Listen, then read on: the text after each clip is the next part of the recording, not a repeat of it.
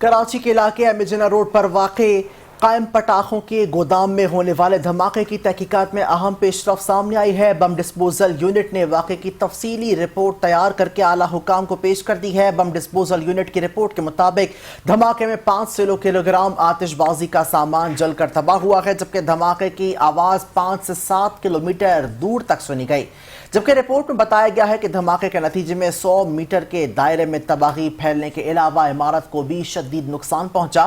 Police ذرائع کے مطابق عمارت کے اندر 3 گوداموں میں اب بھی آتش بازی کا سامان موجود ہے، جبکہ قریبی گراؤنڈ میں رکھے گئے 2 کنٹینرز بھی بڑی مقدار میں فائر ورکس موجود ہیں۔ رپورٹ میں انکشاف کیا گیا ہے کہ اس وقت مجموعی طور پر 5000 کلو گرام آتش بازی کا سامان وہاں موجود ہے۔ تحقیقات میں مزید پتہ چلا ہے کہ ملزم حنیف مختلف شہروں اور بیرون ملک سے یہ سامان منگواتا تھا اور اسی عمارت کے عقب میں تیار بھی کرتا تھا۔ بم ڈسپوزل یونٹ نے اپنی رپورٹ میں سفارش کی ہے کہ تمام سامان کو کسی محفوظ مقام پر جلد از جلد تلف کرنے کا بھی انتظام کیا جائے تاکہ کسی بڑے حادثے سے بچا جا سکے۔